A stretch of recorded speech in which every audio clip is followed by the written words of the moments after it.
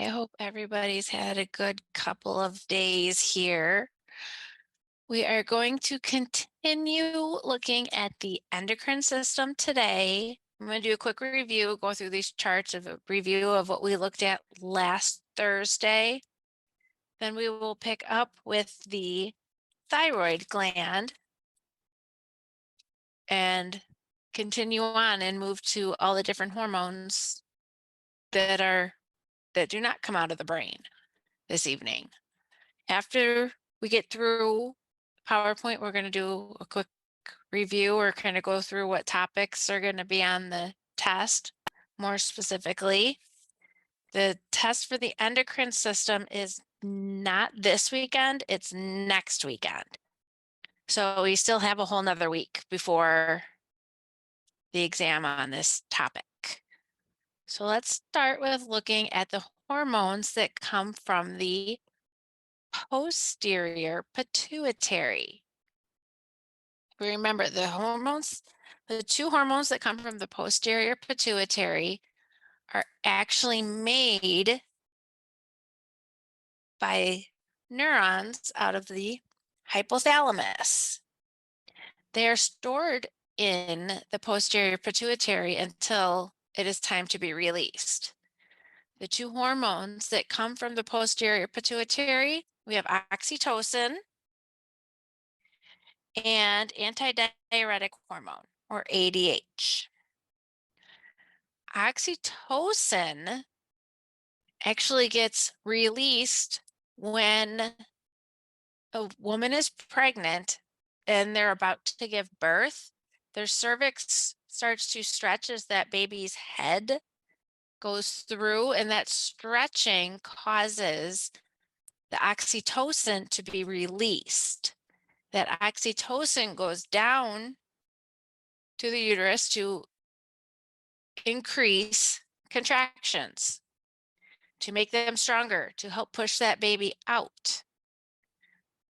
Oxytocin also helps to initiate breast milk production, helps the release of breast milk so we can feed our babies. Antidiuretic hormone gets released into the blood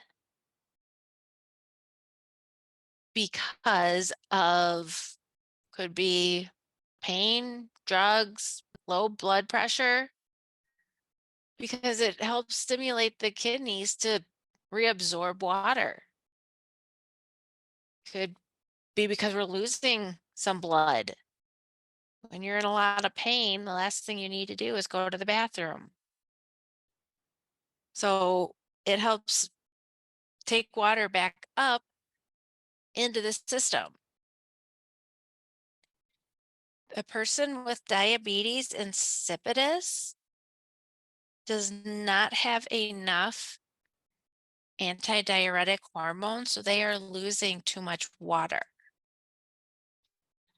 We also we went through that syndrome of inappropriate ADH secretion. So these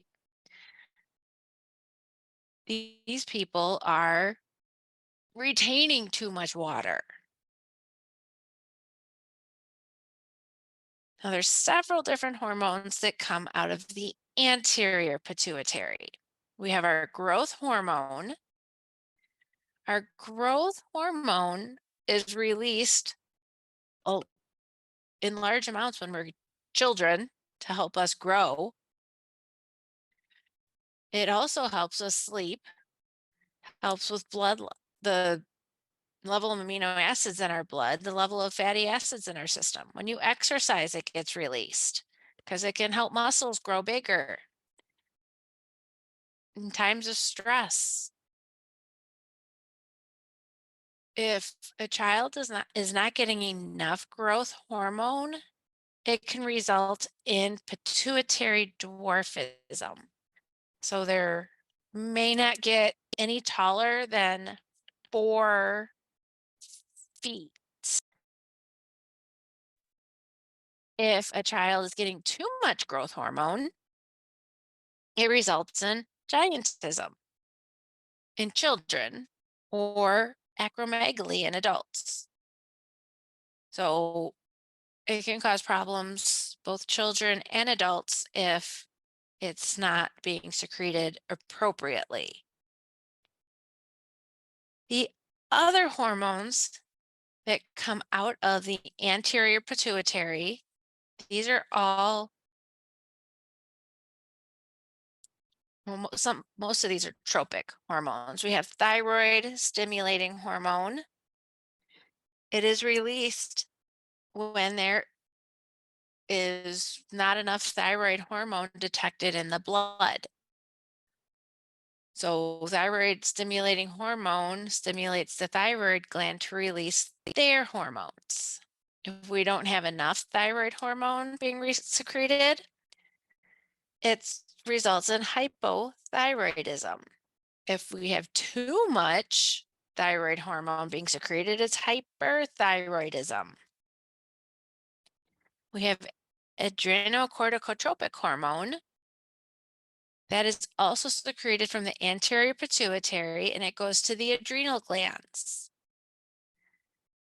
It helps with the release of cortisol and other glucocorticoids and androgens from the adrenal glands. So could be our hormones that get released from our adrenal glands that go to the testes or the ovaries. It could be epinephrine, norepinephrine, but adrenal corticotropic hormone tells the adrenal glands you got to release these hormones out. We have follicle stimulating hormone that comes from that anterior pituitary. Follicle stimulating hormone goes to the ovaries and the testes. It helps with sexual maturation. It helps with sperm production in men. It does help with the production of estrogen, which helps with the regulation of the female's menstrual cycle. Luteinizing hormone, another hormone that goes to the ovaries and the testes. Luteinizing hormone in females helps with estrogen and progesterone, while in males, it helps to promote the release of testosterone. We also have prolactin that is secreted from the anterior pituitary. Prolactin has like lactation in it. It goes to the mammary glands for the breast to secrete milk or promotes lactation. So let's start looking at how the thyroid gland works. The thyroid gland is located in your neck.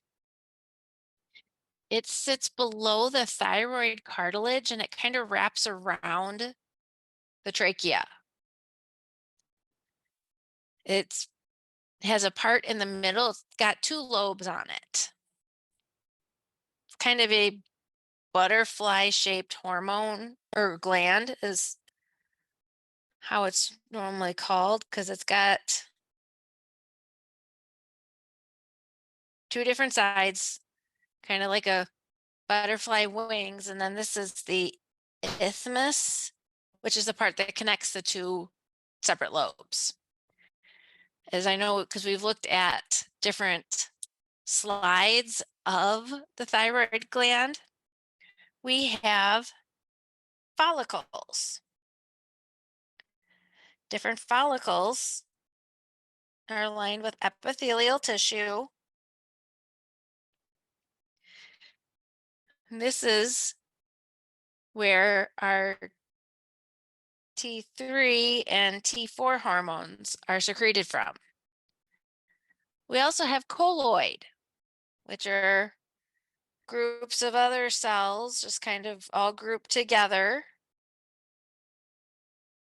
This colloid here is where this colloid is part of in here. And it contains the thyroglobulin. We use iodine to help make thyroid hormone. And then our parafollicular cells is where the calcitonin comes from. So here's your book's drawing of the thyroid gland. We have isthmus in the center with 2 different lobes on both sides. Here's all our parafollicular cells that secrete calcitonin. Here is the whole follicle, colloid-filled follicle, where we get our T3 and our T4 hormones, thyroid hormone from. So our thyroid hormones technically go to every cell in our body because it works to help function with, actually has many different functions. So it does help with our metabolism. It helps with our basal metabolic rate. Helps with our physical growth.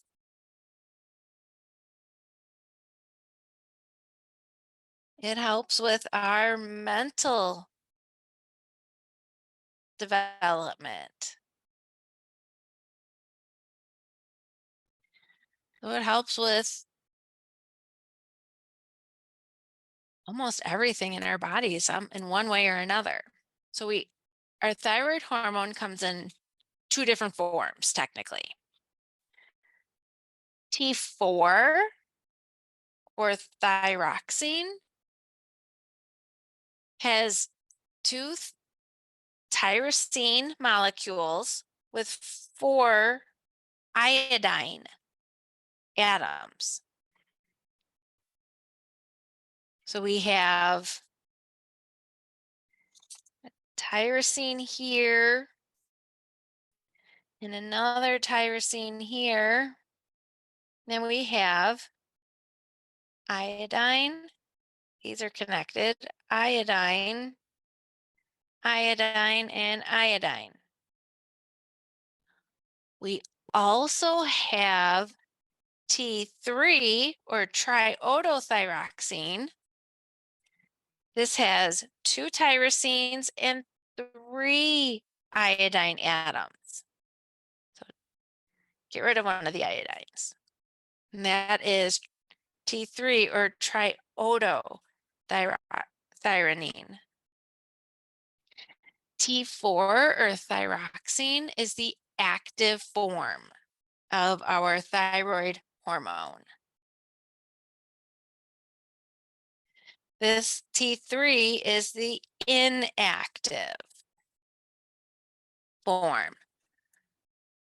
We still release T3 out into our system, but before our cells can use the thyroid hormone, they need to be able to convert the T3 to T4 at that tissue level. So since both T3 and T4 contain iodine, if you've ever noticed, that's why salt, table salt, is infused with iodine to make sure that everybody is getting enough iodine in their system to help support your thyroid. Make sure you're getting enough for your thyroid gland.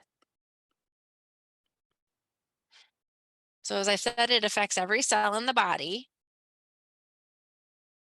Thyroid hormone will actually enter target cells and bind to cell receptors that are within the nucleus of a cell. So we kind of talked about last week how some cells bind to receptors on the membrane. Some can actually go into goes through the cell membrane, either through transporters or through diffusion into the cell, since they're fat soluble, and bind to receptors inside the cell. Thyroid hormone is one of those that can go through the cell membrane and it binds to receptors inside the cell. So thyroid hormone can actually increase our basal metabolic rate, which produces heat, makes us warmer. It's kind of known as a chlorogenic effect. Thyroid hormone regulates your tissue growth. So, like I'd mentioned earlier, when you're exercising, it gets released out so it can help with muscle growth. It helps with nervous system growth. It helps with how you think, your brain development. It helps with reproductive capabilities. If you have low thyroid hormone, it's a lot harder to reproduce. Thyroid hormone regulates your blood pressure. That can be very important. If you have low thyroid hormone, you have low blood pressure.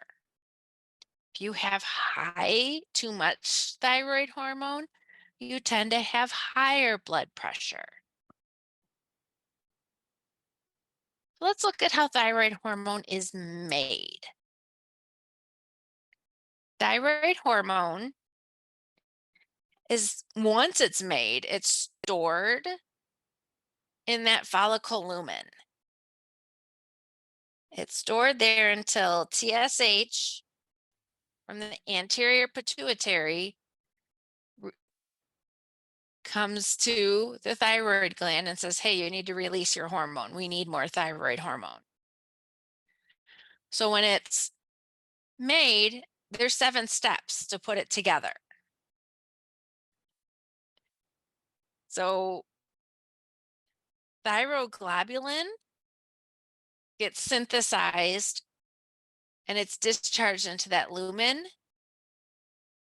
Remember, we have that area here in the middle.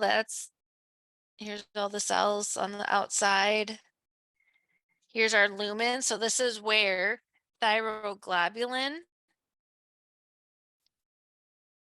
is released into.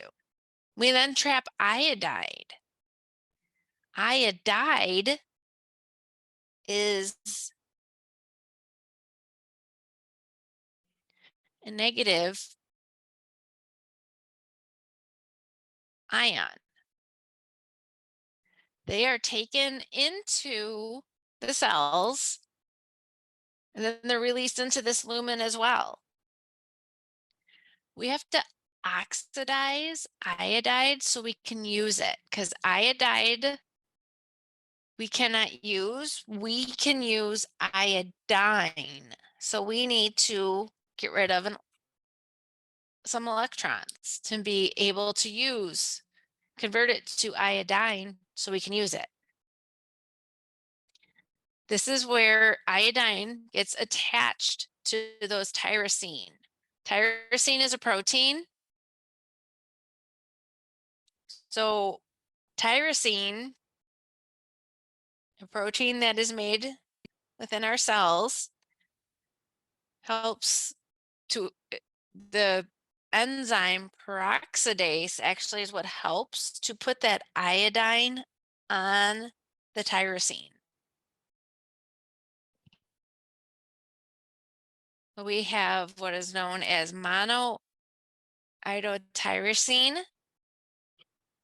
or MIT, if only one iodine attaches, or diiodotyrosine, or DIT, if 2 iodines attach. Mono means 1, then di is 2, means 2. So then once those tyrosines that have iodine attached, they're linked together.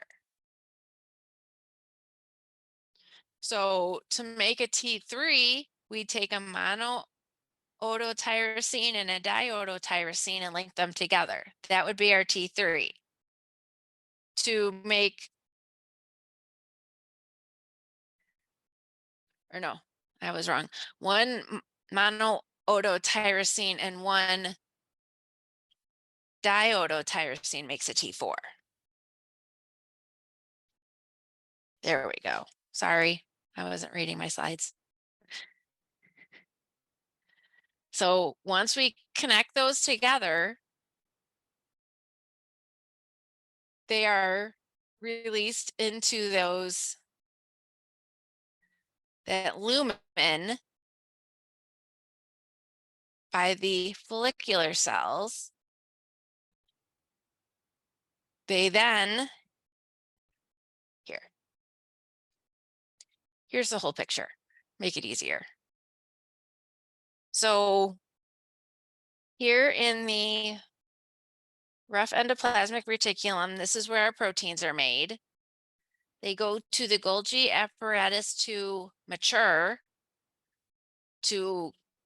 get specialized in whatever their special job is. That's where the proteins go. That's where tyrosine gets put together. They then get sent into secretory vesicles into that follicular lumen. We get iodide from the blood. It diffuses into the cells of the follicular cells, and it is taken into that colloid or that lumen of that follicular cells. Everything gets put together here, and this is where we get T3 and T4 put together by taking the two different tyrosine proteins with the iodine on them after it's been oxidized. They get put back into a secretory vesicle, which is what this is. The secretory vesicles are made up of the cell membrane. They then get combined with a lysosome. That lysosome, actually, lysosomes are what kind of break things apart, or in this case, they kind of cleave that T3 and T4 from the thyroglobulin, which is what helps to make the T3 and the T4. And then they diffuse into the bloodstream and go into whatever cells they are needed for.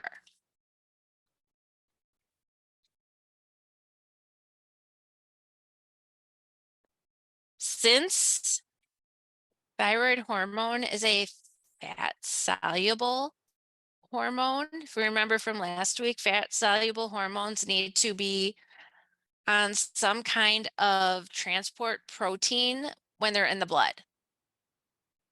So they are transported around in the thyroxine binding globulins.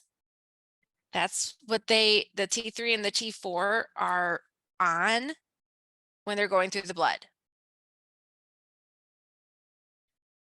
So as they're transporting around your system in the blood, they'll exit through diffusion out of the bloodstream, and they will bind to target cell receptors. T3 is 10 times more active than T4. Whoops. Even though T4 is the active form, T3 binds easier, and it has to be changed to T4 in the bloodstream. So thyroid hormone is actually released by a negative feedback. Remember, negative feedback is where your body tries to remove something or take something back to normal, or whatever your normal might be. So if we have too much thyroid hormone in our bloodstream, thyroid stimulating hormone will not release. Thyroid stimulating hormone can also be inhibited by GHIH, dopamine, or increased levels of cortisol and iodide in the blood.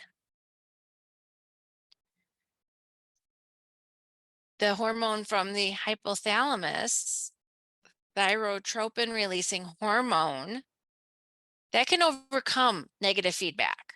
So it can keep those high levels of thyroid hormone, especially during pregnancy. We need more thyroid hormone. If you're outside in the cold, you need a way to warm yourself up. That thyroid hormone helps to warm you up. So their body does have defense mechanisms to prevent the negative feedback as well. So it all just kind of depends on what's going on with the body and what the brain does. So here's how thyroid hormone is regulated. The hypothalamus releases thyroid releasing hormone to the anterior pituitary. The anterior pituitary releases thyroid stimulating hormone. That goes to the thyroid gland, which stimulates the release of thyroid hormones. If there's too much thyroid hormone in the blood, it first inhibits thyroid stimulating hormone. Then it'll go up to the hypothalamus to not release so much thyroid releasing hormone. It kind of goes in a circle, just try to keep our thyroid hormone levels balanced. So this is a chart from your book as well. It shows how the thyroid hormone works or what it does for every system in your body. And what happens if we have hyposecretion or not enough hormone, and hypersecretion where we have too much hormone in the blood. Like somebody who does not have enough thyroid hormone in their blood, they're always cold. Always cold. They cannot handle cold weather. They usually gain weight to help try to stay warm. If you have hypersecretion, you're always hot. You can't handle hot weather. These people eat a lot more, and even though they eat a lot, they still lose weight.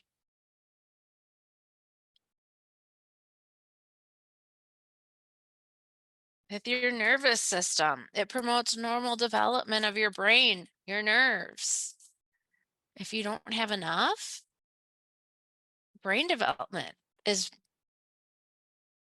slowed tremendously. People have a intellectual disability.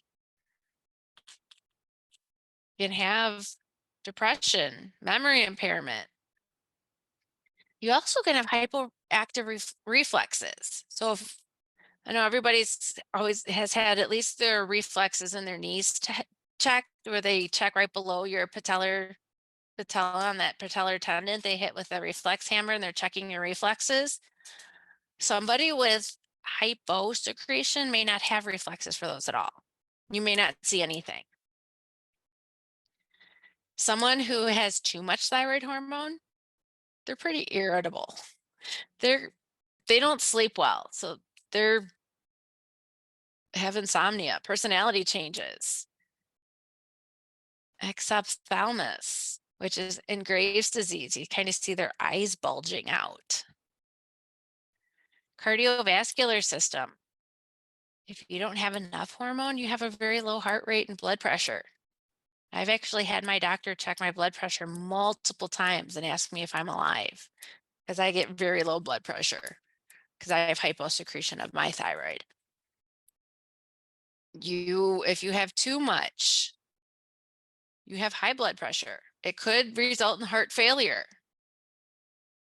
Or there's in your muscles, could have a lot more muscle cramps. Muscles don't work as well.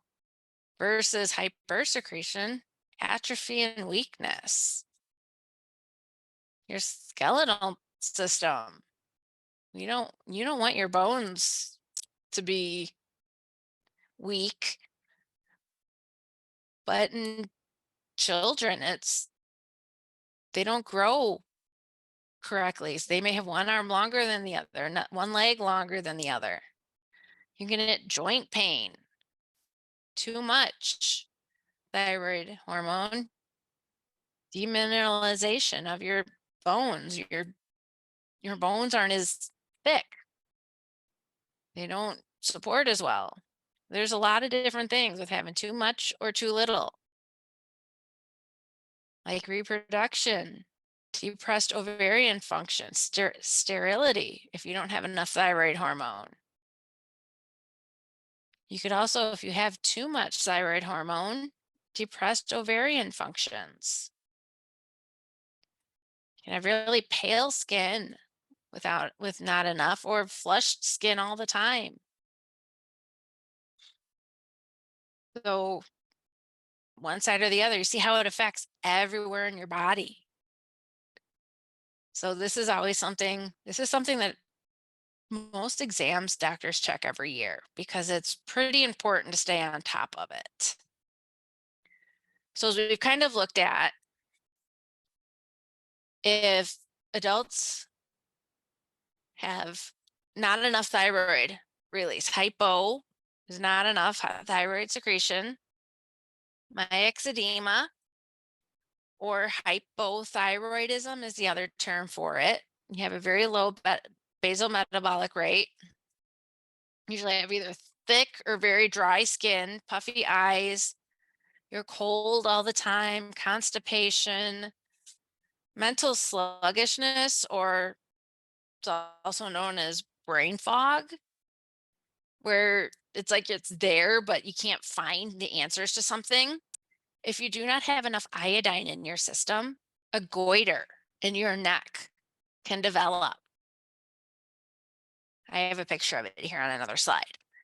But that lack of iodine causes a decrease in thyroid hormone levels, which causes an increased thyroid stimulating hormone release. That goes up. So it causes the thyroid to synthesize more and more unusable thyroglobulin. So it causes your thyroid hormone or thyroid gland to swell up like this. So you get like what's a goiter or an enlarged thyroid in your neck. So as I've kind of said, thyroid hormone is important for brain development. Children, it is crucial. So congenital hypothyroidism is where the thyroid gland doesn't develop properly in children in utero. So it could be pituitary problems or medications that the mother was on. Those don't affect the baby's ability to make thyroid hormone.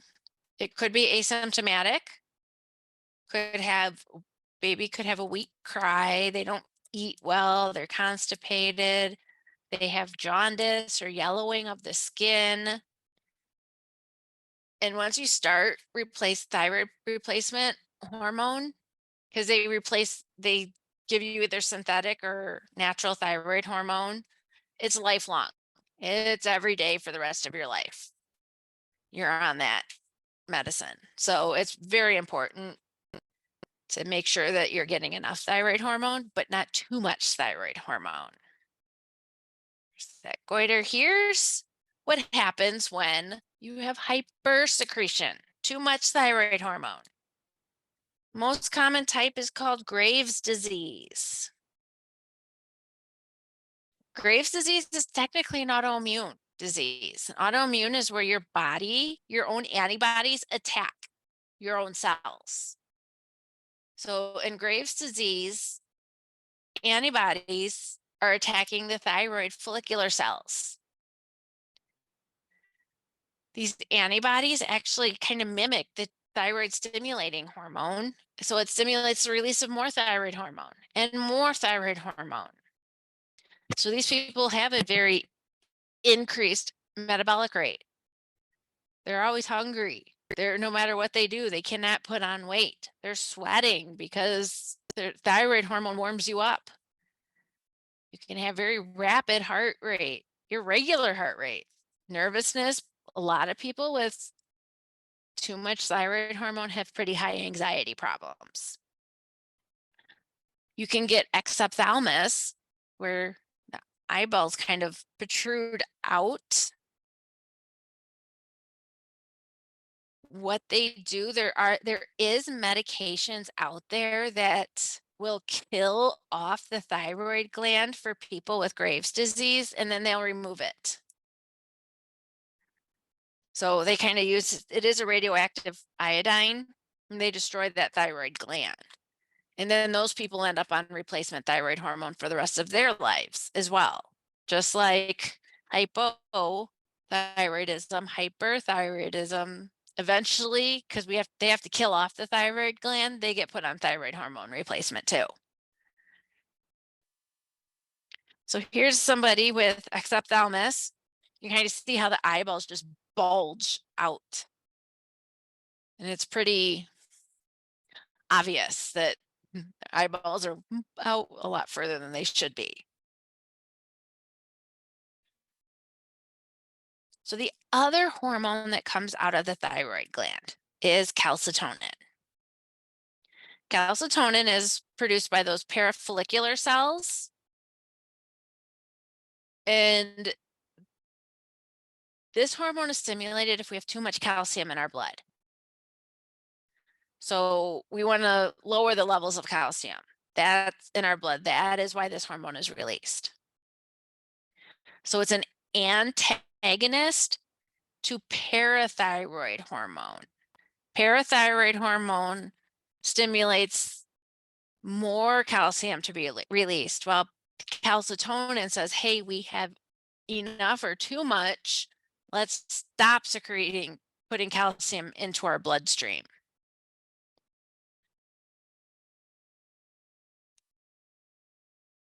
So there's no known physiological role in humans at normal physiological levels, but we do not want too high of calcitonin in our blood. Because if we have too much calcitonin, it inhibits our osteoclasts. Remember from the bone section, osteoclasts are what they take up that calcium. Or the bone, they kind of break the bone down and release calcium into the blood. So it stimulates calcium uptake and incorporation into the bone matrix. So that's the job of osteoblasts, are the ones that they take that calcium, too much calcium in the blood, and they store it back in the bone. That's kind of their job. So here are these parafollicular cells in here. This is where our calcitonin comes from. This is where we release what we need to monitor the calcium levels in our system. Parathyroid gland. The parathyroid gland it sits on the back side of the thyroid gland. It faces the posterior part of your body. It's embedded in that thyroid gland. There's usually 4 to 8 little glands that sit in the posterior portion of the thyroid gland.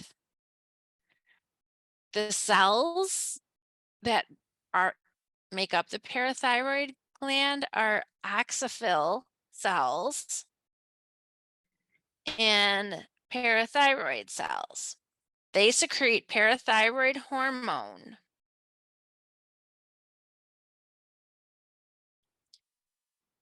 Parathyroid hormone, as we just said with the calcitonin is the antagonist. Parathyroid hormone is the most important calcium homeostasis hormone. So if our blood calcium level is too low, this hormone gets secreted. parathyroid hormone tends to go to the skeleton, the kidneys, and the intestines. Because the skeleton we can break up. The osteoclasts will work to kind of break up, ground up some of the bone to release calcium out. Kidneys can be stimulated to reabsorb calcium, not to create it out, and intestines to absorb more calcium into the system from whatever is traveling through the intestines at the time. So here are these parathyroid glands. They are sitting on the back portion of that thyroid hormone or thyroid gland. And they have these parathyroid cells in here. This whole area, this is what secretes your parathyroid hormone. Then we also have these oxyphil cells kind of scattered throughout in here as well.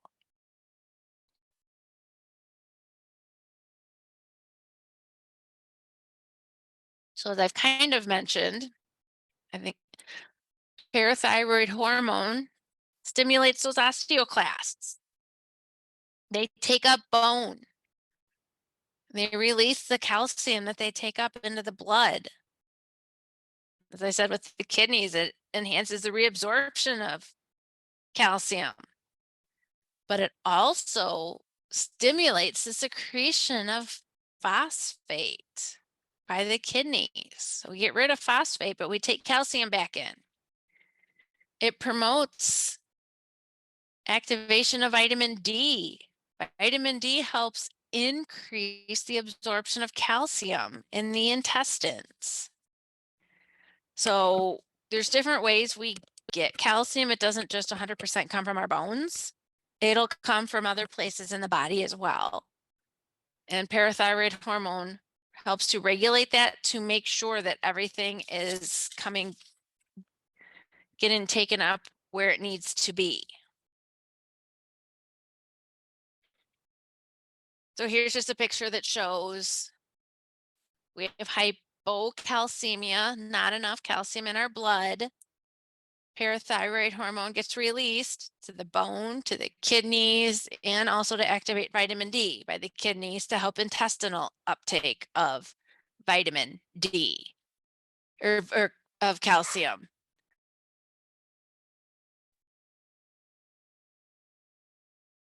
So there is also problems if we have too much or not enough parathyroid hormone. Most of the time, if we have too much parathyroid hormone in our system, it's because of a parathyroid gland tumor. So calcium gets taken up, too much calcium is taken up from the bones, so your bones start to soften. They causes like weird shape, deformation of bones. We have too much calcium in our system, our nervous system doesn't work well. It gets depressed. If you remember from the nervous system, we use calcium to help with the transmission of impulses from one nerve to the next. Can cause kidney stones. That's not a good thing. We can get osteitis fibrosa cystica, which means your bones can fracture real easily. Oste is bone. Fibrosa, or bones are fibrous more because so much bone has been taken up by those osteoclasts.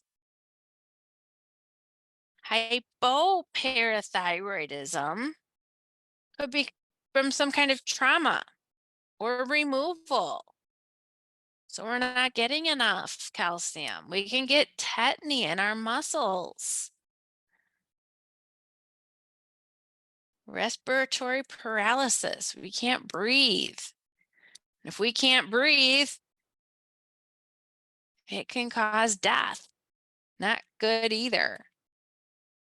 So our parathyroid hormone, we're seeing it's very important for parathyroid hormone to be normal, thyroid hormone levels to be normal, because they can cause a lot of problems.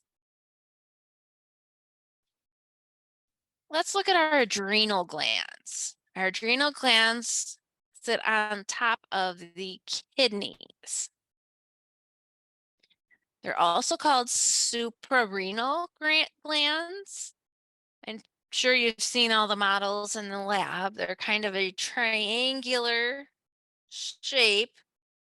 They almost look like a hat sitting on top of a kidney, is the best way to describe them. But there's two parts to the adrenal gland, and the different parts secrete different hormones. We have the cortex, which is made of 3 layers throughout. And we have the medulla, which is in the middle. The adrenal cortex secretes many different hormones, while the medulla is more nervous type tissue, and it's part of that sympathetic nervous system.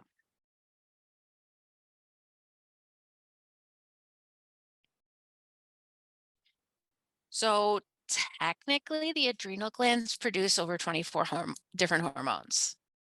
They're all categorized under the category of corticosteroids. We're not going to go into all of them because they're not really as important. We're going to go over the important ones. That's the best way to put it. So steroid hormones, most adrenal hormones are steroid hormones, so they're not stored in cells. They're released as they're being made. So we have those 3 layers to the outside, that cortex. We have the zona glomerulosa. They make mineral corticoids. Zona fasciculata makes glucocorticoids, and zona reticularis makes gonadocorticoids.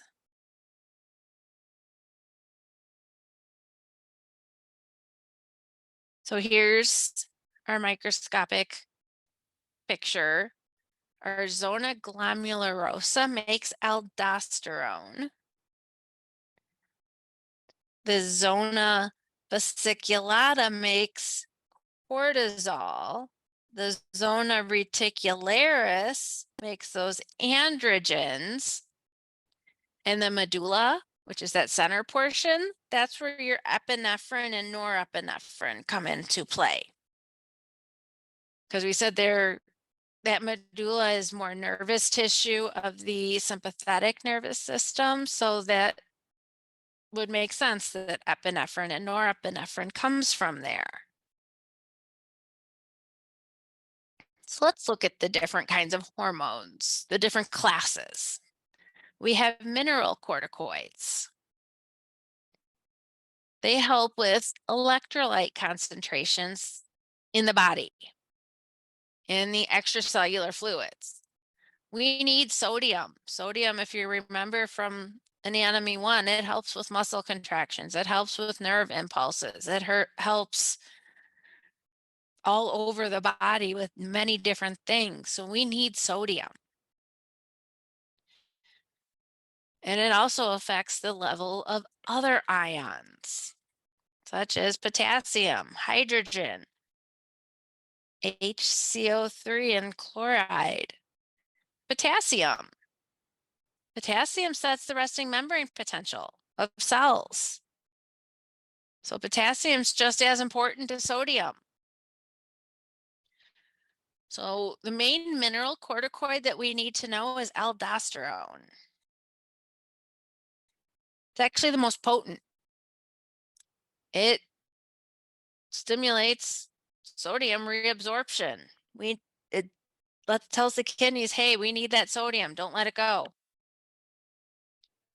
So it increases the blood volume and the blood pressure. You think about it, if we're taking in sodium. Sodium with what comes with water. So we have more volume to our blood then. And if we have more volume in the blood, it's hard, takes more to push that blood. So that's our blood pressure. But it does stimulate the release of potassium.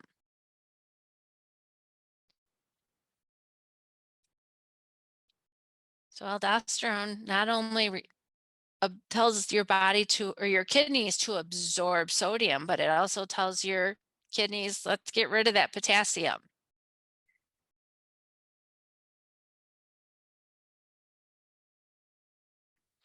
So aldosterone is pretty short-lived hormone. It doesn't last super long, but we need sodium for those sodium potassium ATPase transport pumps. Remember, we have some of those in muscle. We have some of those in nerve cells. So it exchanges sodium for potassium at the cell level. And taking sodium, or actually it's kicking sodium back out of the cell, pumps do, while it's taking potassium back in. Channels allow the opposite, but pumps pump it across against its concentration gradient. So sodium's usually comes in the cell. So when the cell is trying to get back to resting membrane potential, it kicks that sodium back out and brings that potassium back in.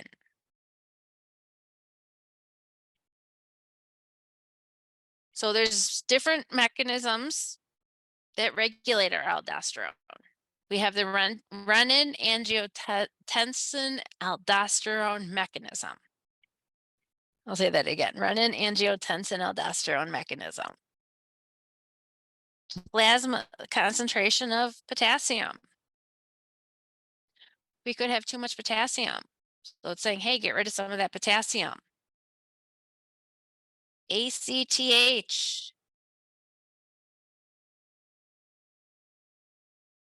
The adrenal corticotropic hormone.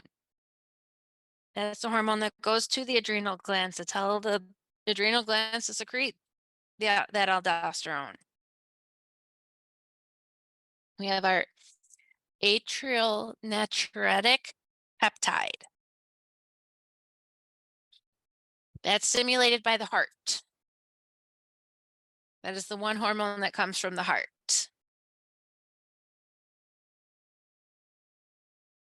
Let's look at some of these. Our renin-angiotensin aldosterone mechanism. That decreases your blood pressure, or a decreased blood pressure will stimulate the cells in the kidney. That is when the kidney will release renin into the blood. That's the first part. The renin cleaves off plasma proteins. That makes the angiotensin, and it triggers an enzyme cascade that results in the conversion to angiotensin 2. Angiotensin can stimulate the release of aldosterone.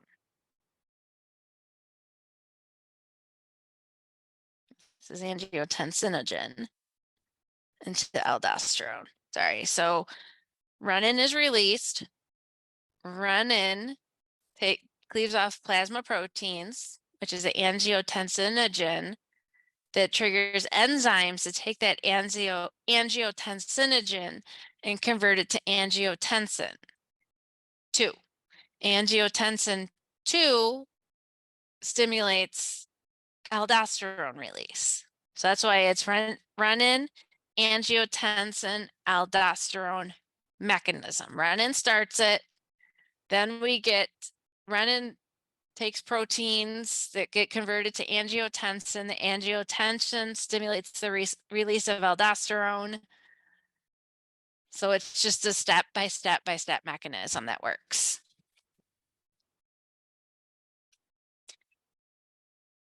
So if we have too much potassium,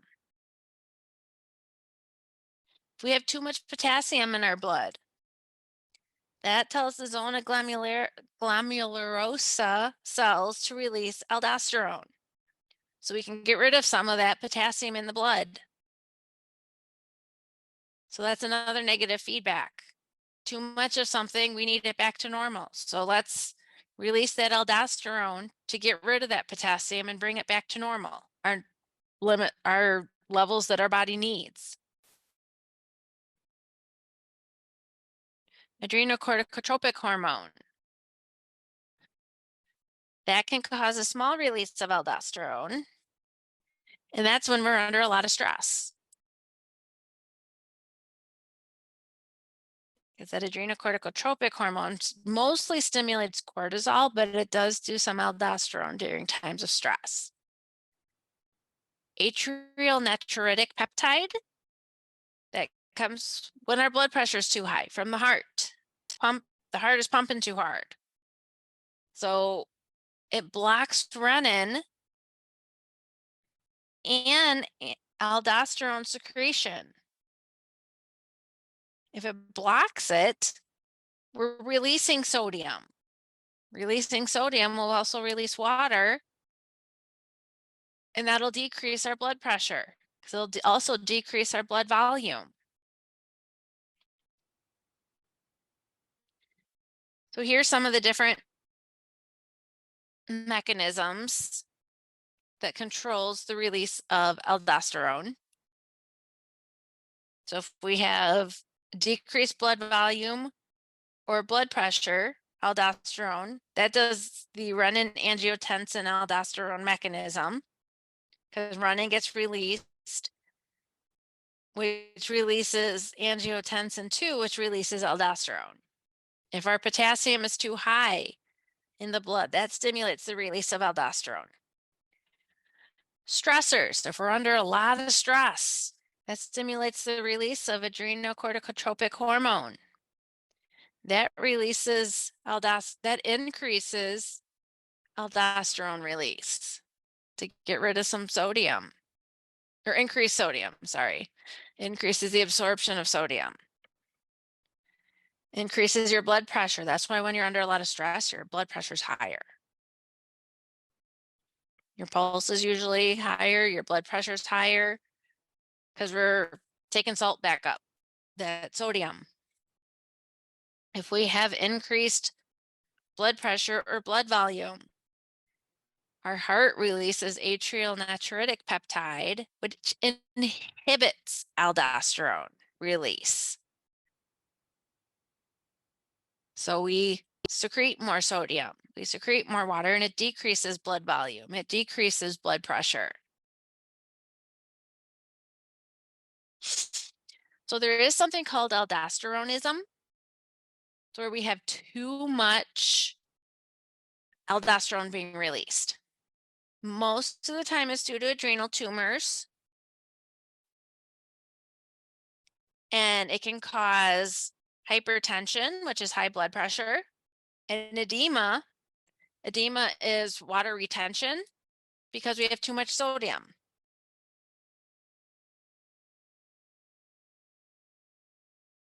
Or the excretion of potassium.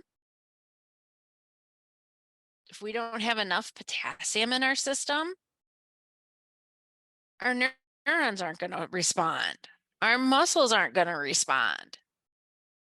So that's not a good thing either. Let's look at these glucocorticoids. Glucocorticoids also can influence the metabolism of cells, just like thyroid hormone affects the metabolism. But it helps us resist stress, like major stressors. Glucocorticoids keep it's glucose levels constant. It maintains our blood pressure. Our main glucocorticoid is cortisol or hydrocortisone. It's that only glucocorticoid that's found in large amounts in people.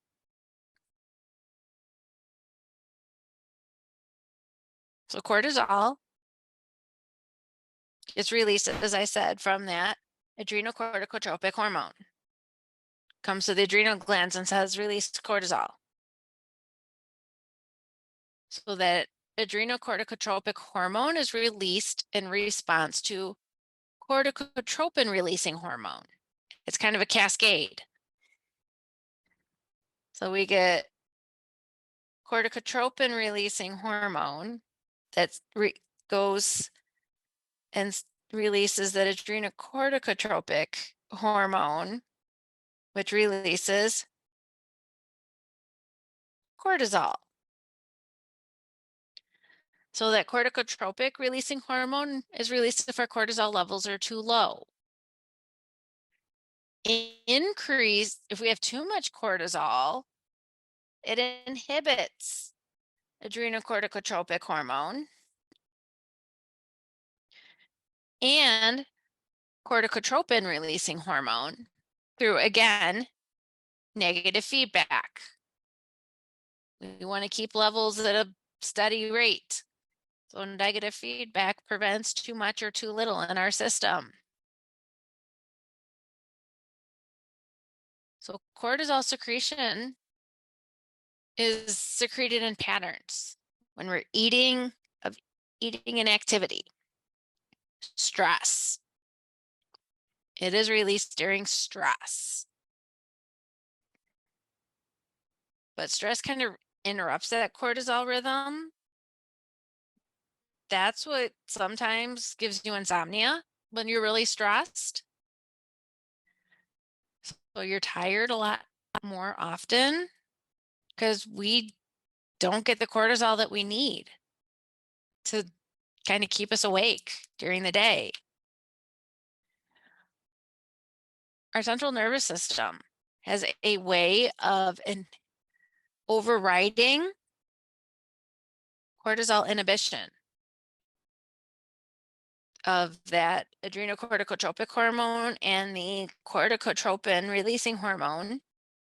They can cause more cortisol release. So our brain can override the regulatory system as well, just like other places in the body. Our brain has a way of overriding because it's the master control center of everything. It's the best way to kind of look at it. So let's see, what does cortisol do?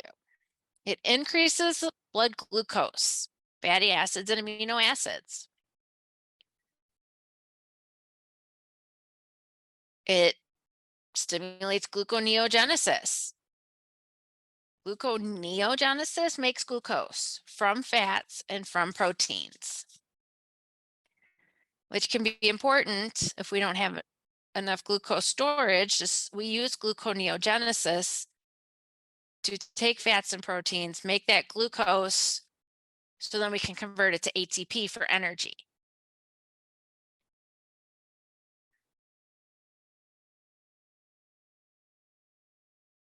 So it kind of encourages the use of fatty acids for glucose, for fuel.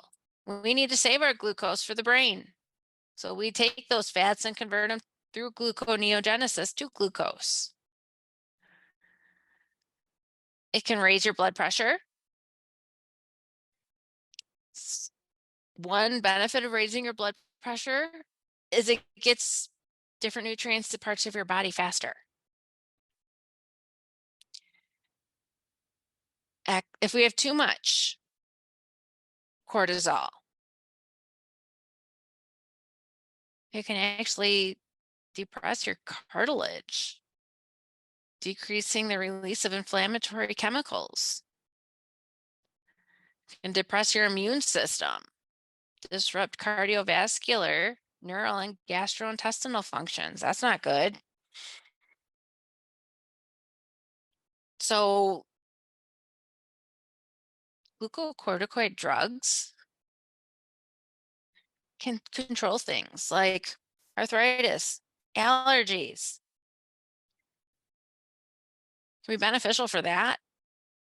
But a lot of times those drugs have a lot of different not so good side effects. So they're not always used for arthritis and allergies. They usually find other drugs out there. These are kind of used as a last resort if nothing else is working. So just like any other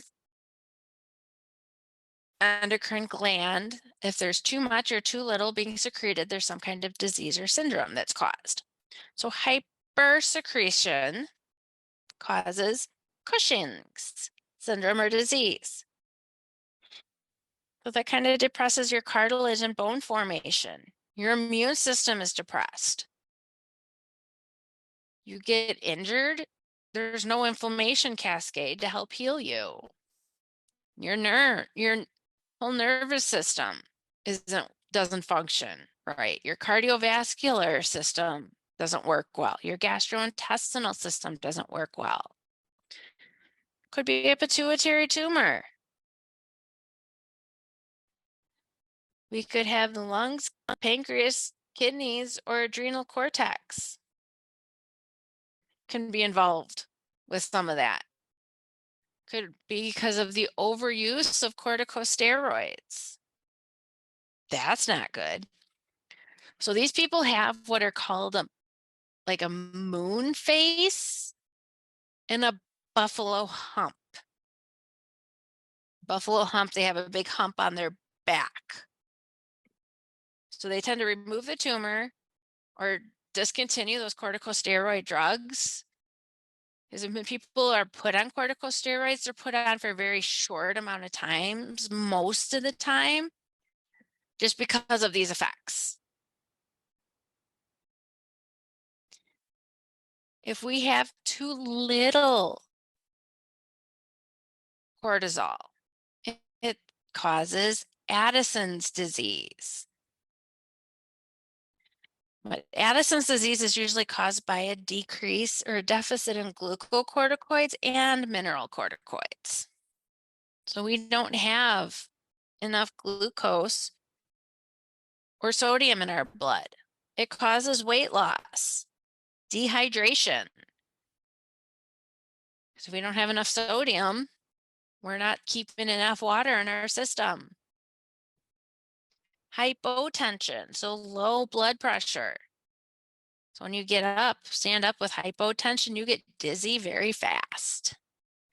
These are people that are given corticosteroids, as if you have Addison's disease, because they don't have enough cortisol in their system. So they have to replace it somehow. You can see bronzing of the skin because they have very high levels of the adrenocorticotropic hormone. The adrenocorticotropic hormone triggers melanin in your skin, and melanin is that pigment that gives your skin its tone, and it gets released more when you're out in the sun. But that adrenocorticotropic hormone stimulates the melanocytes to produce more melanin in your skin.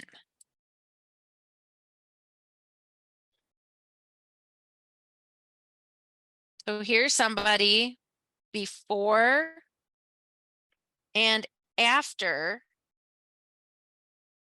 the onset of Cushing's syndrome.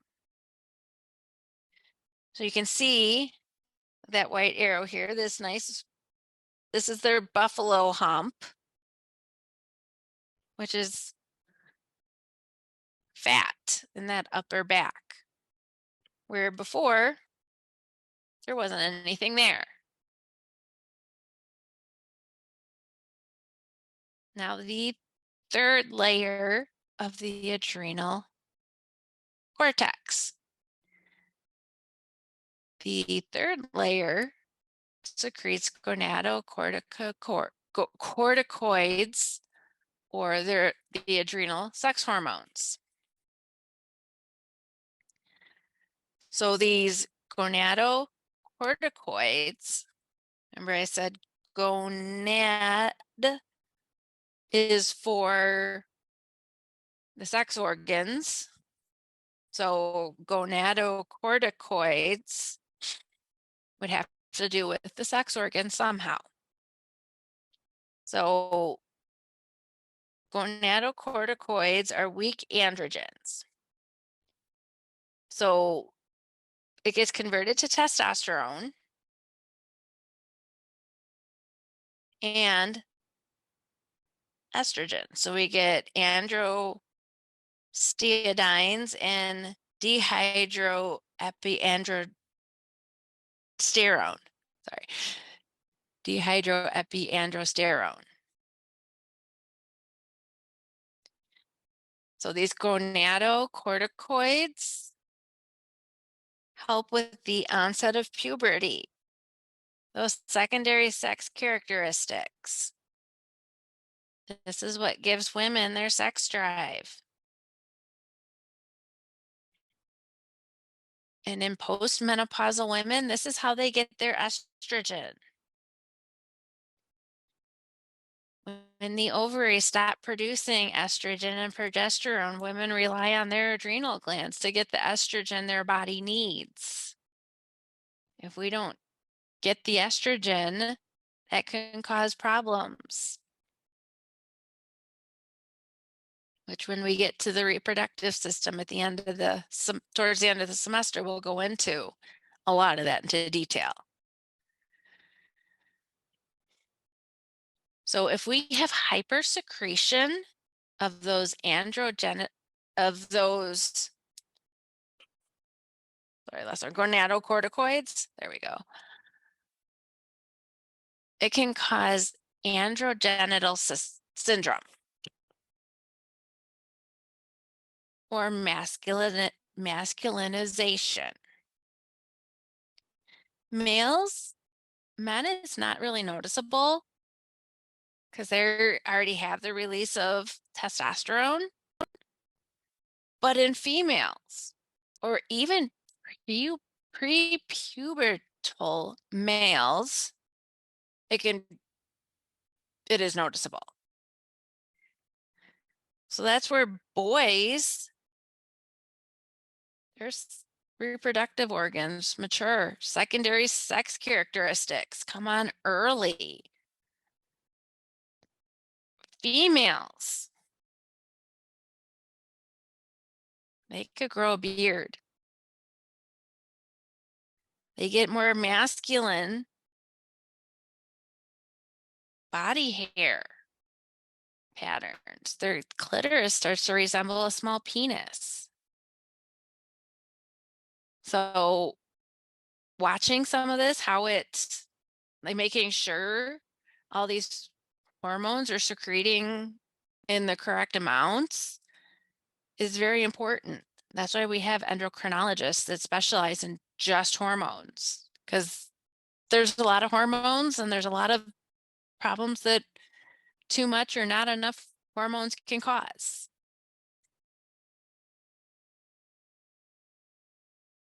So that adrenal medulla, that's the center portion of those adrenal glands. So we have these adrenal glands that are sitting here on top of our kidney. This interior portion here is our medulla.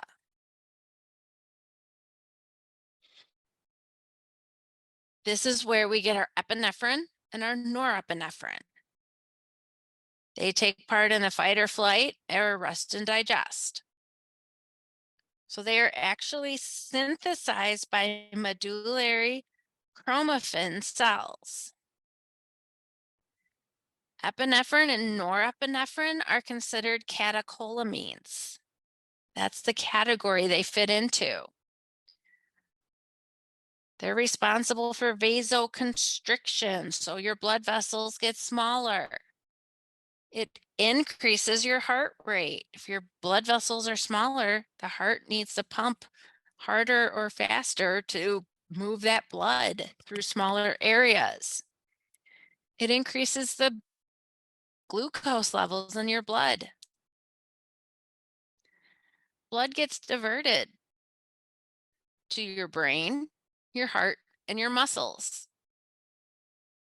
So when you're under a lot of stress and you kind of go into that fight or flight mode, blood is going to your brain, probably during a test or something in school. So you need blood to your brain. You need blood to your heart. You need blood pumping to all your muscles. That's very important. So epinephrine and norepinephrine, for the most part, have the same effects. But epinephrine stimulates more metabolic activities, while norepinephrine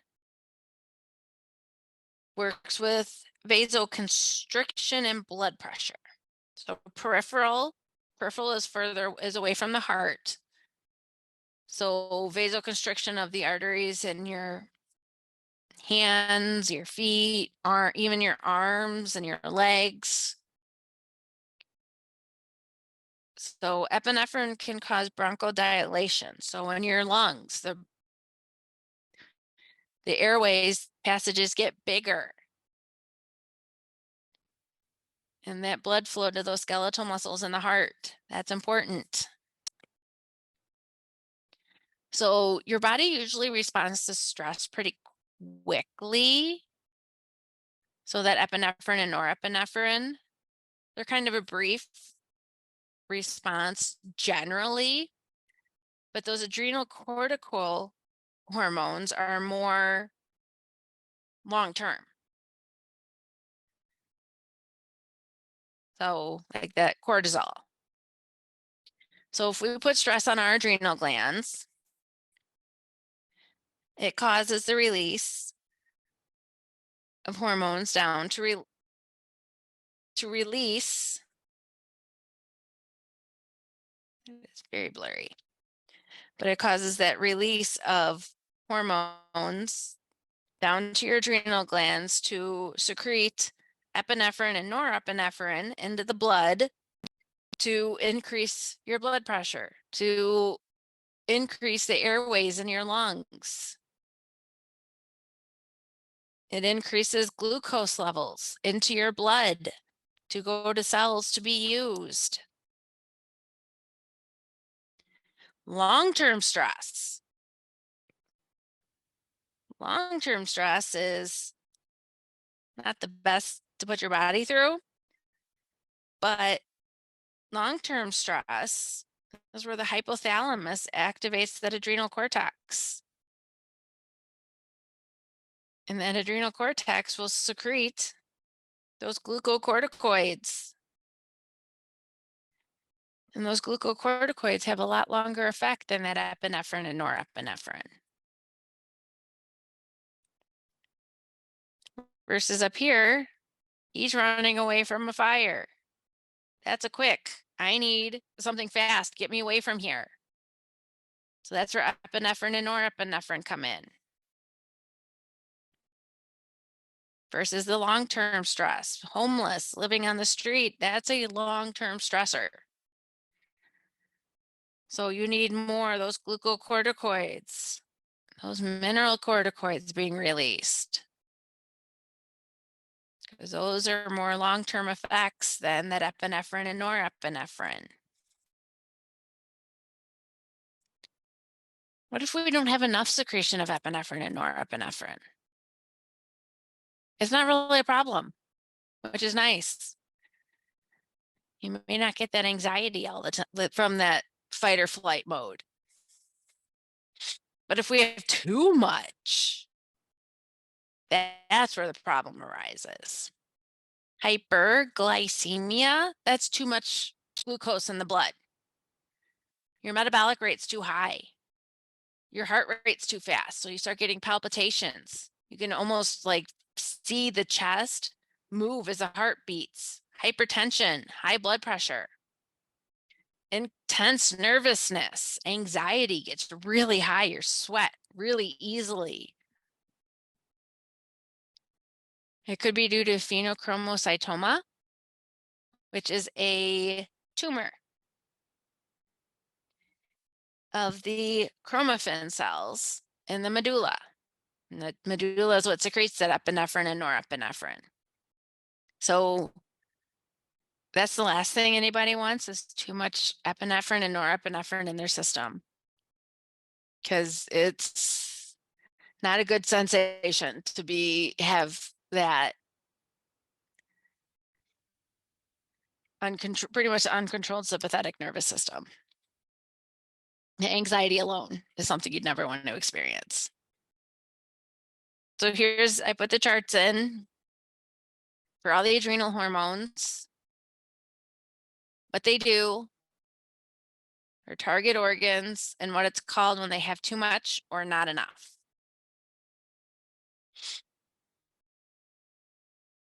Let's look at the pineal gland. The pineal gland is also in the brain.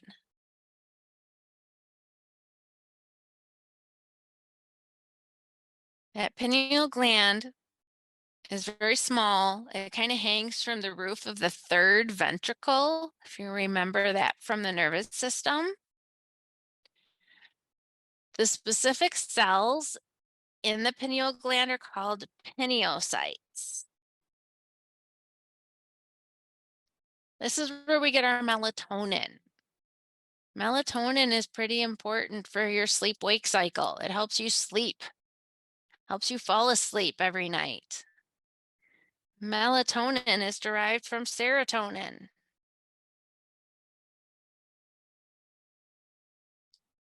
Melatonin actually affects sexual maturation and puberty. As I said, your day-night cycle. It helps with body temperature, sleep, appetite. It kind of helps regulate your daily life. It detoxifies. An antioxidant. If you've ever traveled to the other side of the world where you would experience a lot of jet lag, research actually shows taking melatonin can help decrease jet lag at bedtime. Just something to think about.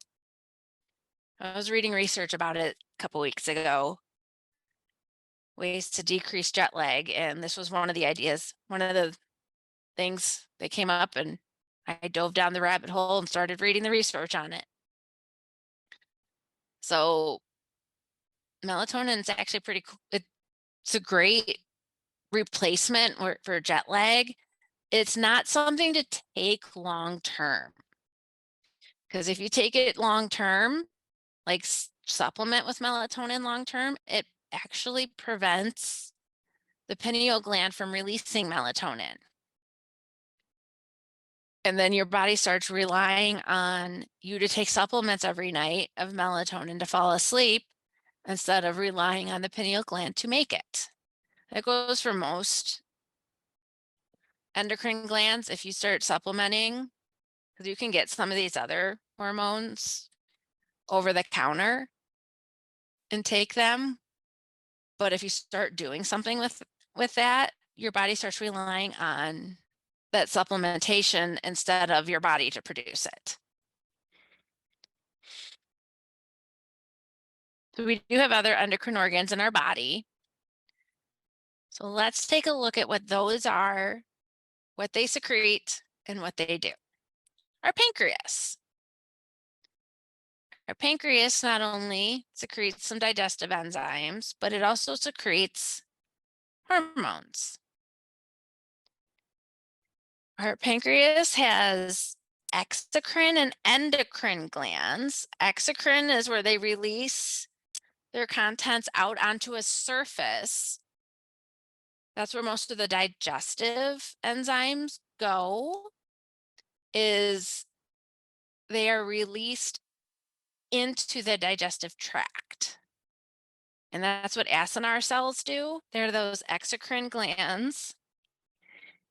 Acinar cells usually come from an acinar type gland. They secrete, the cells down at the bottom secrete their enzymes, digestive enzymes. They'll travel through and they'll get released into the digestive tract. That's what an exocrine gland does. Endocrine, pretty sure I went over it last week, but endocrine is where they release the hormones directly out of the cell. So I have a cell here. They have these secretory vesicles, usually, that has the hormone in them. These secretory vesicles will actually bind with this membrane and release the hormones out into the extracellular fluid, where they then diffuse up into the bloodstream. So that's what endocrine cells do. Versus exocrine releases their contents out into a surface, like a lumen. Like your digestive tract is more of a lumen. We have pancreatic isolates, or isolates of Langerhans. Those are your endocrine cells. And they consist of your alpha and your beta cells. Alpha cells secrete that glucagon. That's if we're hyperglycemic, so too much glucose in the system, in the blood. Or no, we want more glucose in the blood. Insulin is where we have too much and we want to take it up into the cells. So glucagon goes to the liver to tell the liver to break down glycogen to really, glycogen gets broken down into glucose. Glucose then gets released into the blood. That's what glucagon does. Insulin. Insulin is when we have too much sugar or glucose in our blood. Insulin gets released into our blood that will then pick up those glucose molecules and take them into the cells to be converted into ATP for energy. So glucagon gets more glucose into the blood. Insulin takes the glucose out of the blood.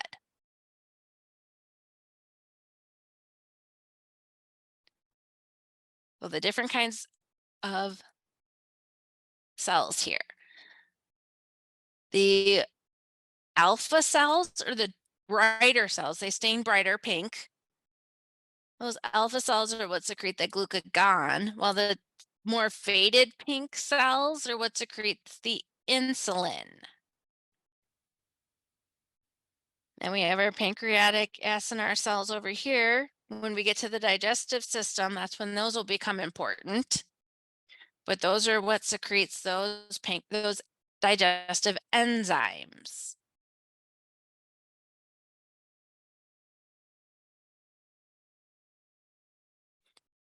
So as I just said, glucagon goes to the liver, tells the liver to break down glycogen to glucose through the process of glycogenolysis. Once we get that glucose, it is released into the blood. We can also make glucose in the liver. We make glucose through gluconeogenesis. We can use lactic acid. We can use non-carbohydrates like fatty acids and proteins. We can make glucose from, and then we release that glucose into the blood. That's why it's called the potent hyperglycemic agent, hyperglycemic, because it stimulates the release of glucose.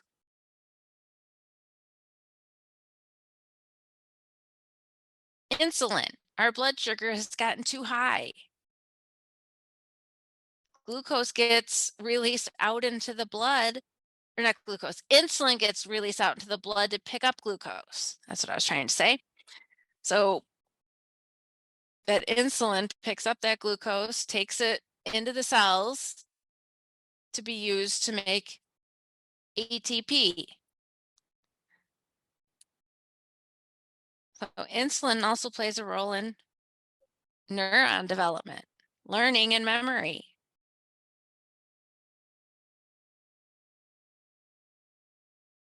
Insulin triggers. They said we need glucose for ATP. In the mitochondria of our cells, we make ATP through aerobic respiration. So we use oxygen to make ATP from glucose, and we usually come out with about 32 glucose molecules.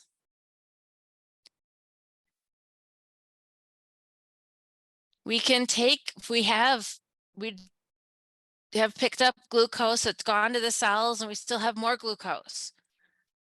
We can take glucose and make glycogen to store in the liver. So we take that glucose and form glycogen.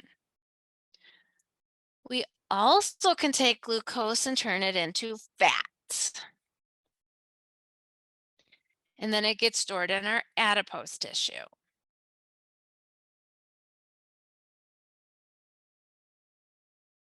We don't make 32 glucose, we make 32 ATP. ATP is our energy adenosine triphosphate. Then we take adenosine triphosphate and we break it down to adenosine diphosphate. And this is the process where energy is released.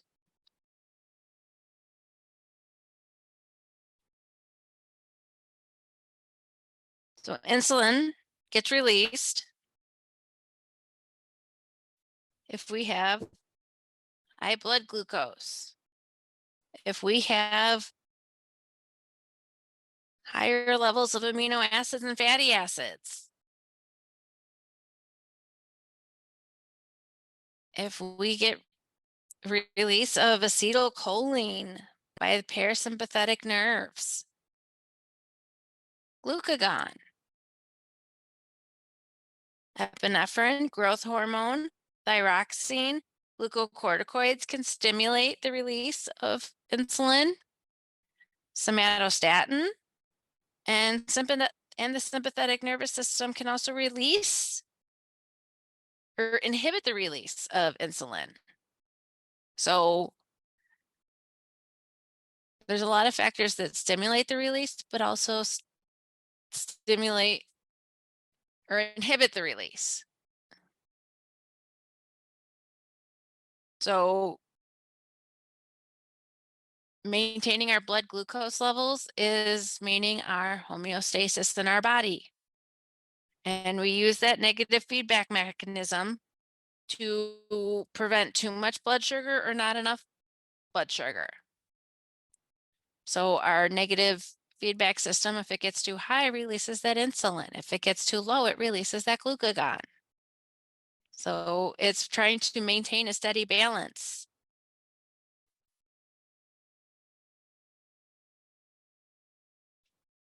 Sure, everybody's heard of diabetes. If there's two different types of diabetes, type 1 and type 2. Type 1 diabetes is hyposecretion, or really they don't have any insulin to secrete from their pancreas. That is type 1. While type 2 is hypoactivity, or they have insulin, they just don't have enough. That is type 2 diabetes. So type 1 diabetics usually get diagnosed as a teenager in their teens, early teens, and they have to supplement with insulin for the rest of their life.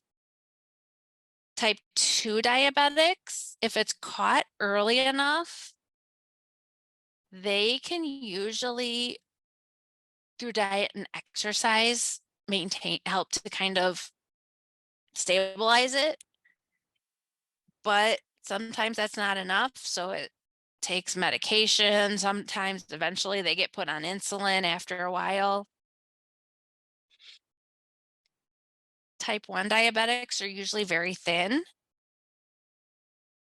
while type 2 diabetics are more overweight or obese. So there's 3 cardinal signs of diabetes. Polyuria. Urea, urine output. They have a huge urine output. They're constantly going to the bathroom because they have having glucose in your blood. It acts kind of like a diuretic. Diuretics make you go to the bathroom. Polydipsia, excessive thirst. You're always thirsty. Polydipsia.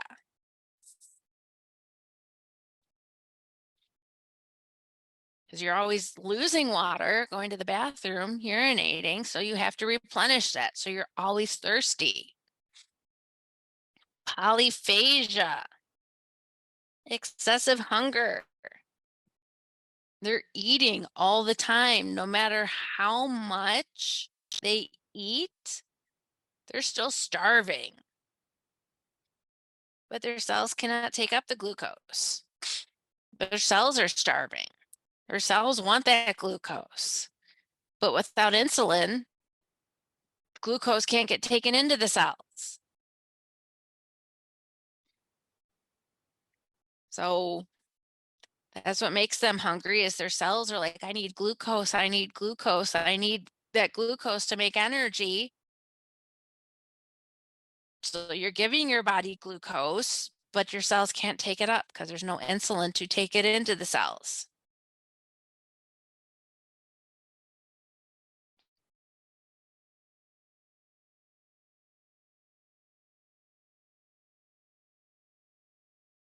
So when sugars cannot be used for fuel, when we can't use our glucose, fats are used. And this is what causes lipidemia.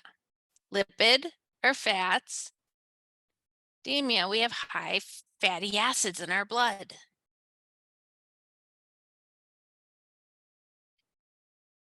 Fatty acids can get broken down into glucose, but it also results in the formation of ketones. And they get ketone bodies that eventually end up being released in their urine.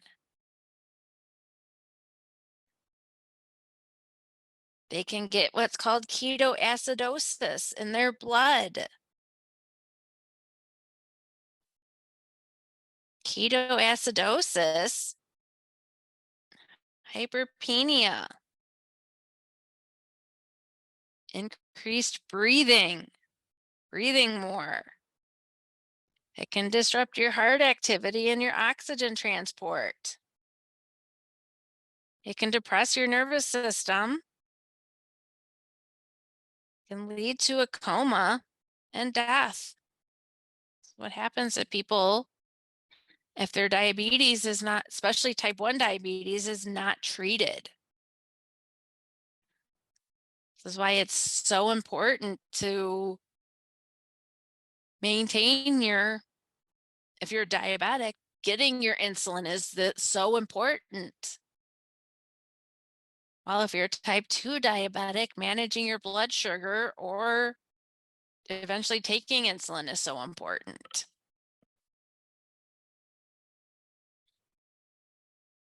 I see people come into my office because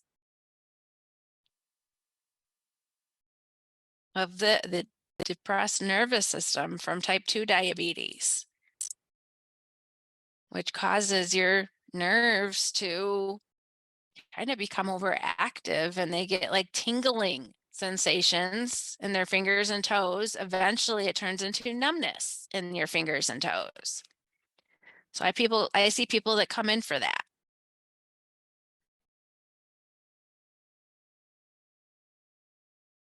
So what if we have too much insulin? We have hyperinsulinism. It actually causes hypoglycemia, where your blood sugar is too low. Your blood glucose levels are very low. Can cause anxiety, nervousness, disorientation, unconsciousness, death. You get like this nervous sweat going. It's like with anxiety, you just start dripping with sweat when your blood sugar gets too low. So treatment is to get sugar into your system.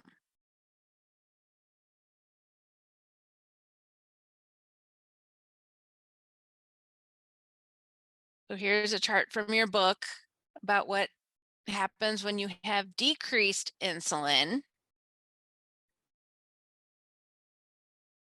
If you have decreased insulin, all your tissues decrease glucose uptake. They can't to pick up that glucose from your blood.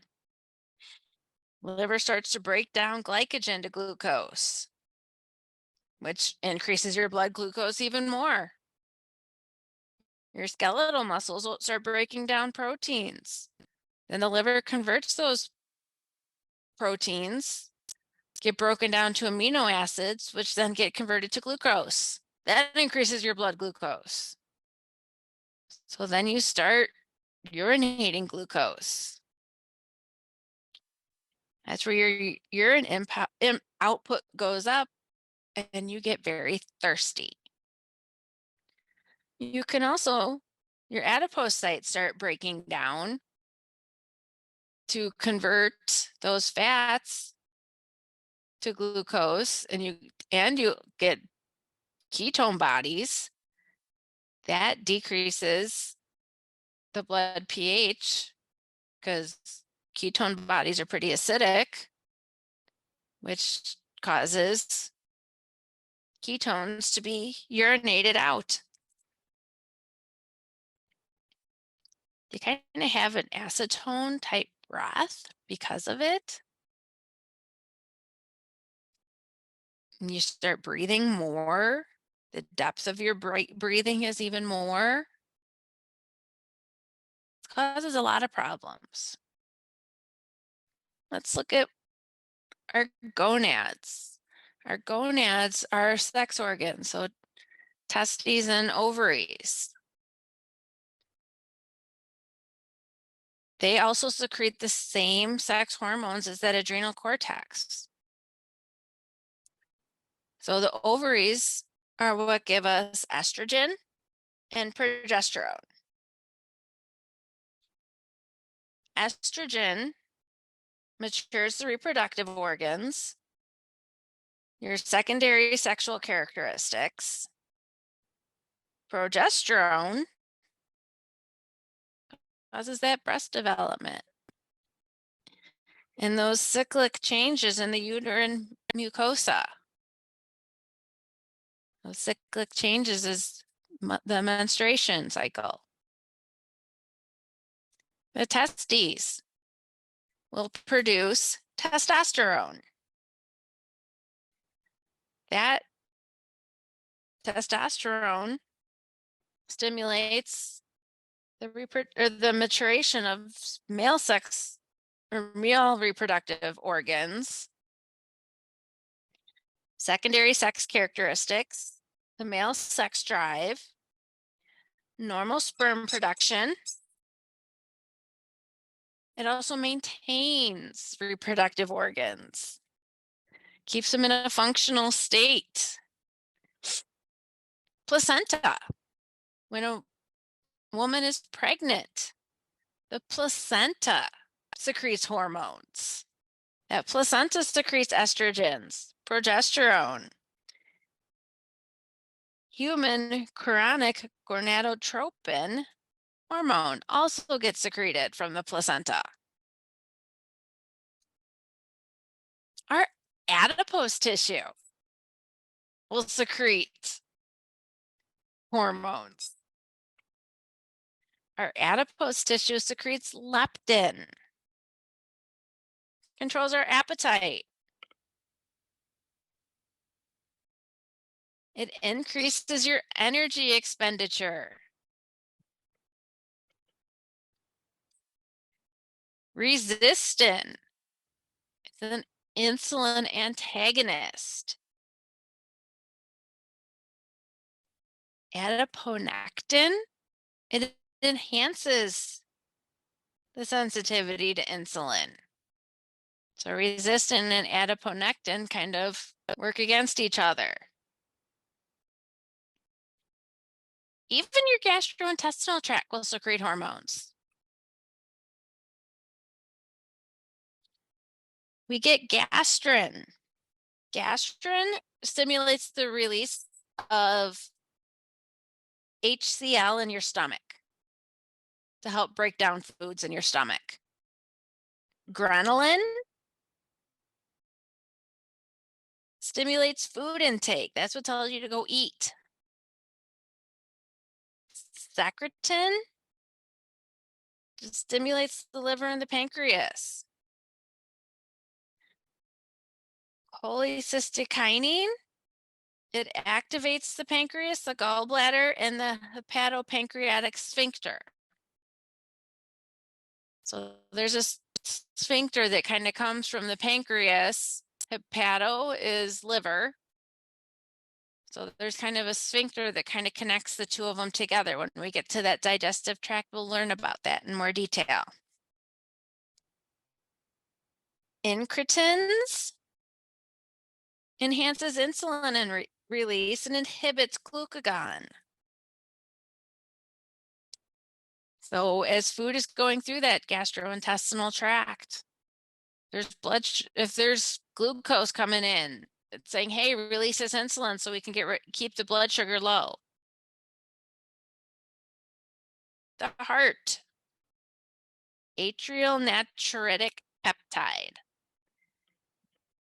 We have a portion of the heart that is called the atria. So that atrial natriuretic peptide that decreases blood sodium concentrations to lower your blood pressure and then lower your blood volume. Your kidneys, erythropoietin, we talked about that with their blood. So it stimulates the production of red blood cells. The kidneys will also release renin.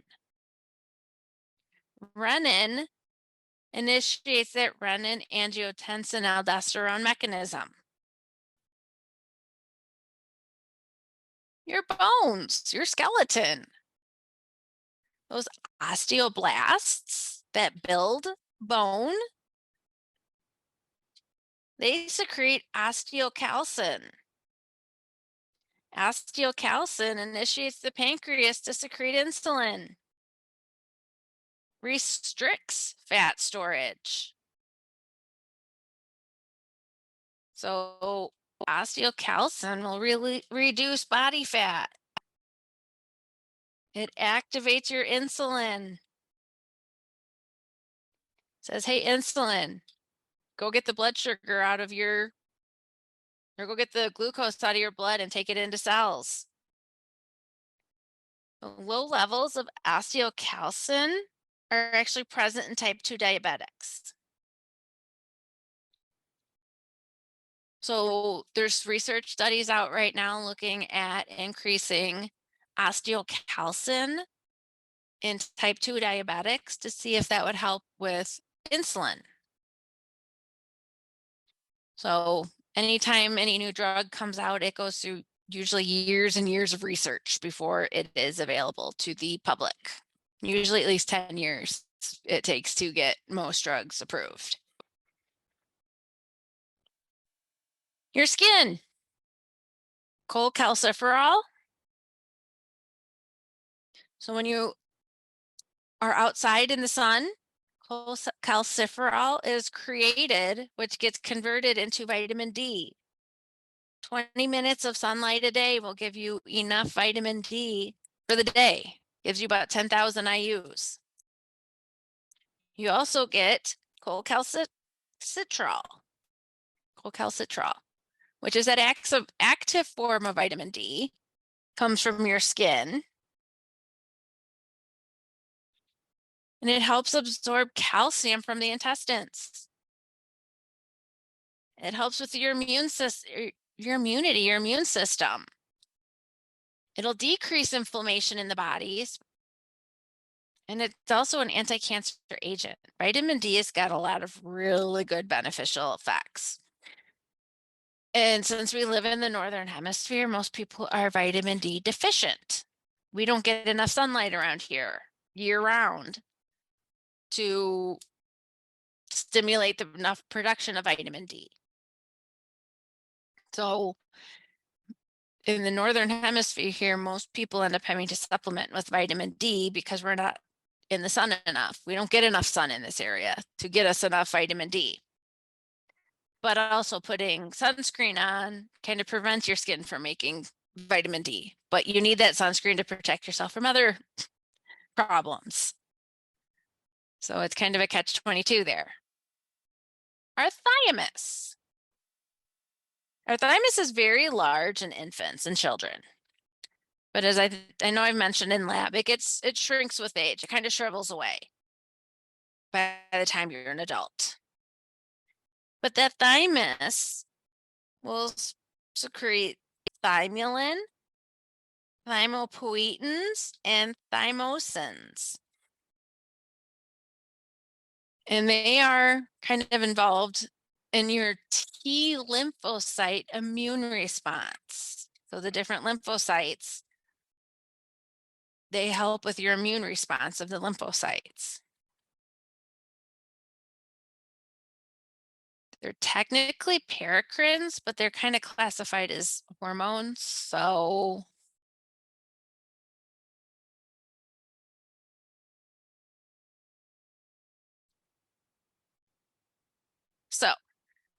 every system, we always look at where the system comes from.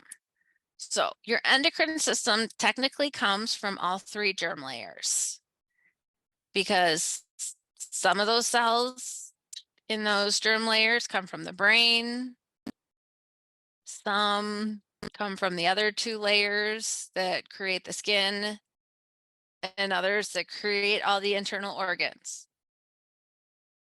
So things that can disrupt hormone function: pesticides, industrial chemicals, arsenic, dioxins, water and soil pollutants. They all disrupt your hormone functions.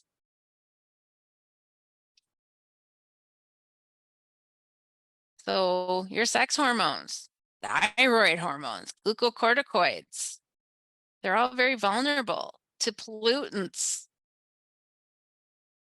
They interfere with glucocorticoids.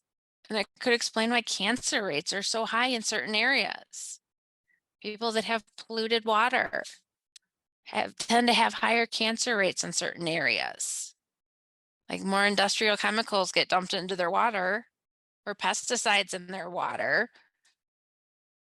Cancer rates are higher in those areas.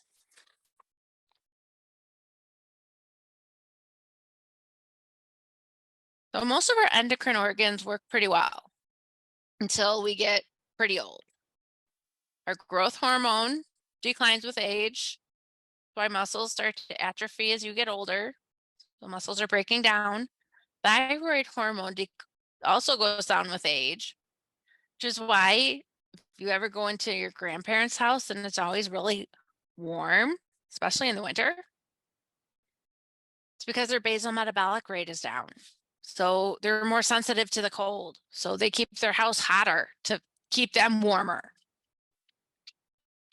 Parathyroid hormone levels are pretty constant, but because of the lack of estrogen, postmenopausal women tend to lack some estrogen. It causes more bone demineralization. So bones start to break down in postmenopausal women if you're not doing measures to prevent that, like exercise is a great measure to prevent the breakdown of bone. Your glucose tolerance goes down with age. So ovaries, they go through significant changes as you get older. That's where eventually you're not secreting the estrogen and the progesterone. They're not really responsive anymore. That's where menopause starts to go into effect. Testosterone also goes down with age, but we don't really see the effects of testosterone as much until much older. So that is everything about the endocrine system here. Let me pull up a blank page here. So I told people on Tuesday we'd go through some of the stuff that's on the exam for the endocrine exam. So knowing what hormones do from each gland. So where do the hormones from the hypothalamus,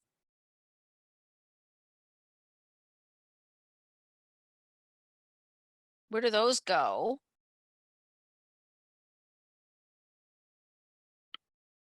Hyposecretion or autoimmune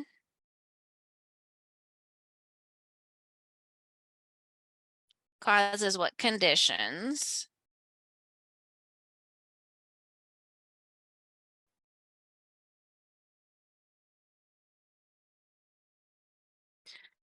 So like in the pancreas, what cells secrete what hormone?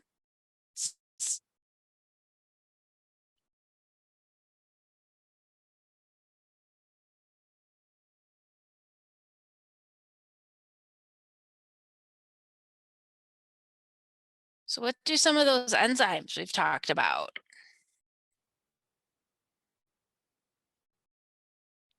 What do they do? What are the signs of diabetes?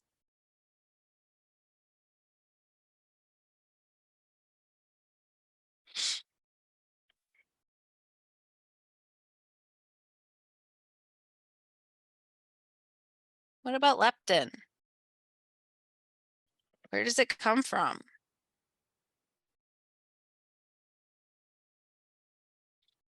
And what does it do?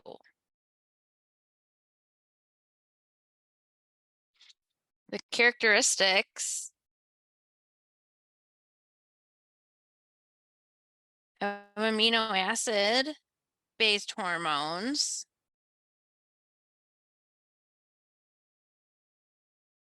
versus those lipid based hormones.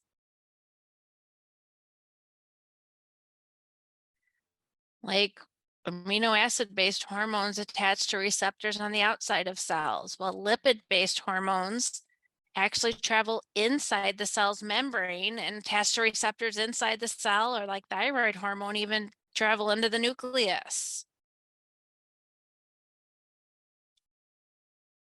Which of those pituitary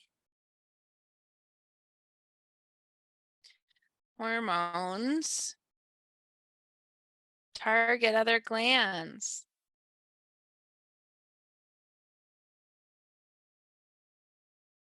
And which do not?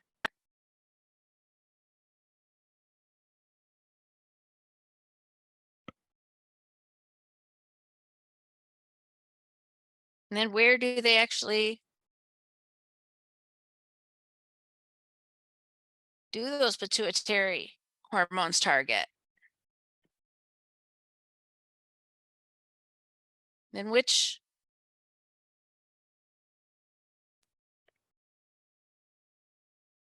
hormones are lipid soluble? They need a transporter to carry them in the blood. They can't float free in the blood like the protein-based amino acids or the protein-based or amino acid-based hormones.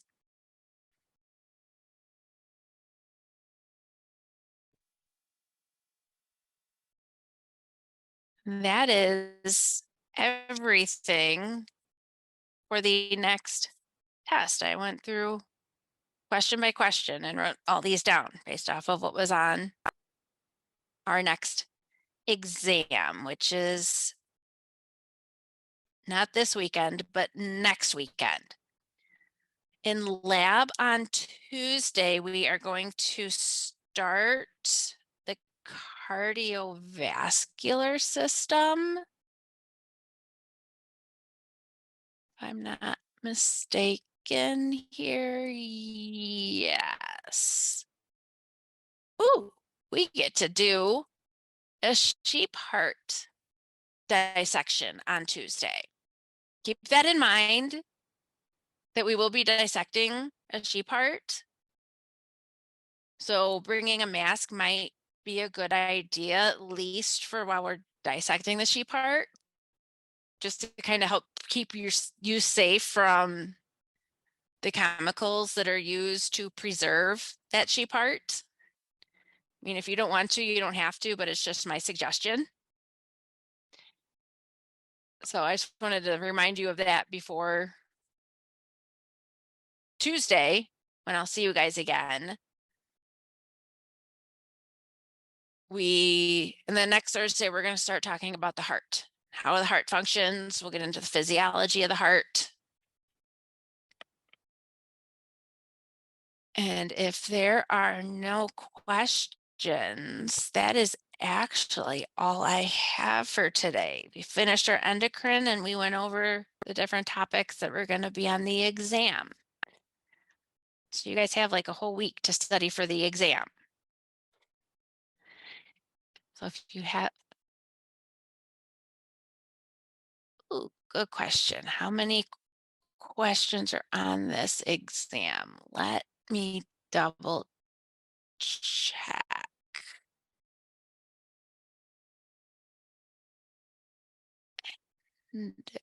Endocrine. There are 44 questions on this exam. There's some matching in there. There's a few true, false, and then the rest of it is multiple choice. There. Any other questions? Here's another one. Oh, you're welcome. You guys have a wonderful night. Oh, sheep heart dissection on Tuesday. Yes, next week, Tuesday. Thank you. Have a good day. Thank you, you too. Bye. Bye-bye. Bye-bye. Thank you. You're welcome. Good night. You're welcome. Have a good night. There are no histology images on the written or lecture exam. That is a good question.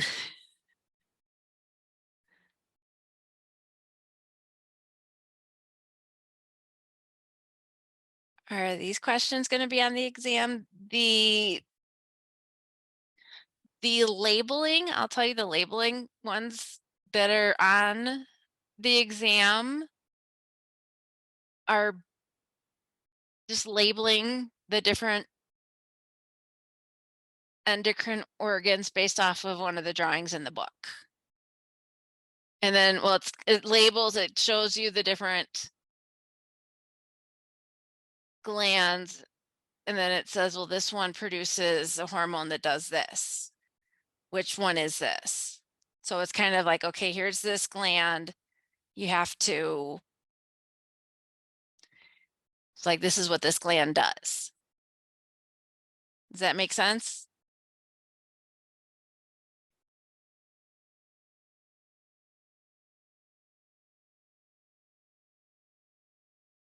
The ones I have on my computer right now. I'm not sure I understand understand the question. Oh no, the questions that I wrote down that's on the screen. Answering all of these questions will pretty much answer almost like the entire test. So knowing the answers to all of these, like what hormones do from each of the glands. So knowing what each of those hormones do. Yes,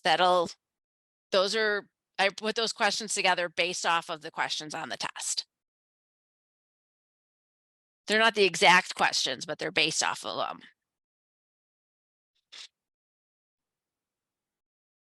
You're welcome.